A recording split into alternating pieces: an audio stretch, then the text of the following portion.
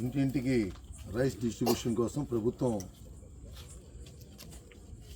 ఏర్పాటు చేసినటువంటి ఈ వాహనాలకు ఆ రోజున గవర్నమెంట్ సబ్సిడీ మీద 60,000 కట్టించుకుని ఈ బండి ఇవ్వడం జరిగింది.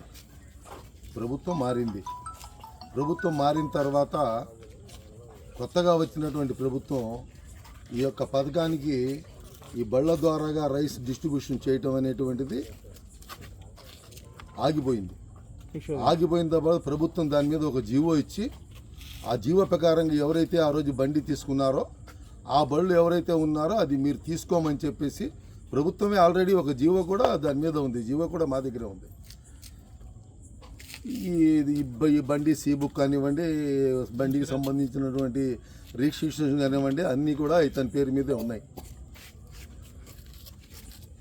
ప్రభుత్వం మారిన తర్వాత ఈ రైస్ బళ్ళు ఎవరైతే నడుపుకుంటున్నారో వాళ్ళందరికీ బళ్ళు అందరికి అప్పచెప్పేయడం జరిగింది.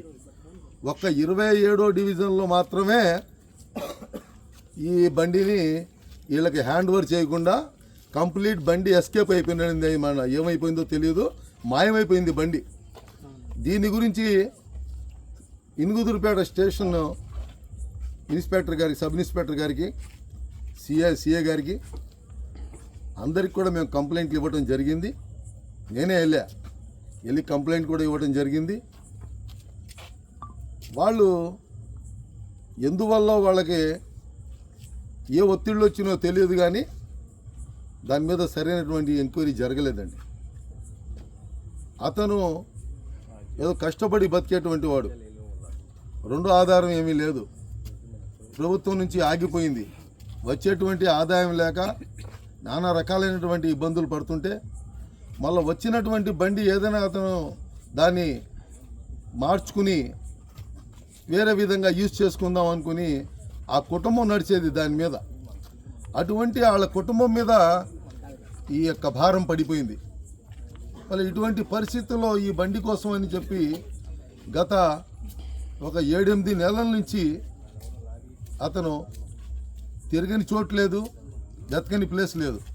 ప్రతి చోట తిరుగుతాం, ప్రతి వాళ్ళకి ఎంక్వైరీ చేయటం, ఎంఆర్ఓ గారి దగ్గరికి వెళ్తాం,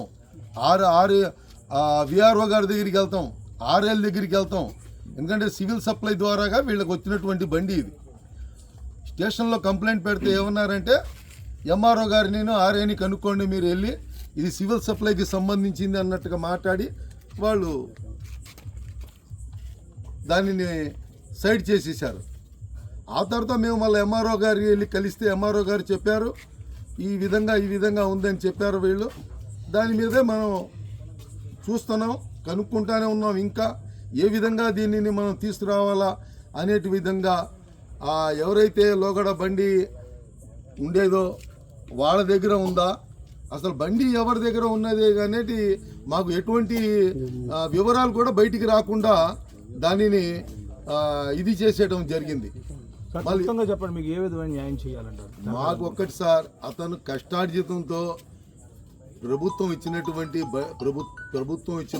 గత ప్రభుత్వం ఇచ్చినటువంటి ఈ వాహనం, ఇప్పుడు వచ్చినటువంటి ప్రభుత్వం పథకం తీసి ఈ యొక్క వెహికల్ సిస్టమ్ని ఆపేసిన ఏ వెహికల్ ఎవరి పేరు మీద ఉందో వాళ్ళకి చేసుకోమని చెప్పింది. ఎవరైతే వెహికల్ నడుపుతున్నారో వాళ్ళకే ఈ యొక్క వెహికల్ ఇచ్చేయమని చెప్పి ఇప్పుడున్న ప్రభుత్వం కూడా జీవో ఇచ్చింది.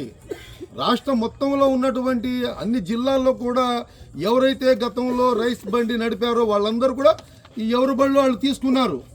మా వార్డుకు వచ్చేసరికల్లా ఈ ఒక్క బండే మొత్తం మచిలీపట్నం మొత్తం మీద ఆగింది. ఈ బండి వెనకాల ఎవరున్నారనేది కారణాలు అయితే ఇప్పటి వరకు ఎవరికి తెలవలేదు సార్. ఈ రోజైతే అతను రెడ్ హ్యాండ్గా ఈ బండిని పట్టుకోవటం జరిగింది. మున్సిపల్ కమిషనర్ గారు ఈ బండిని మనకి ఇక్కడ మార్కెట్ యార్డ్లో ఉన్నటువంటి ఇప్పుడు మనకి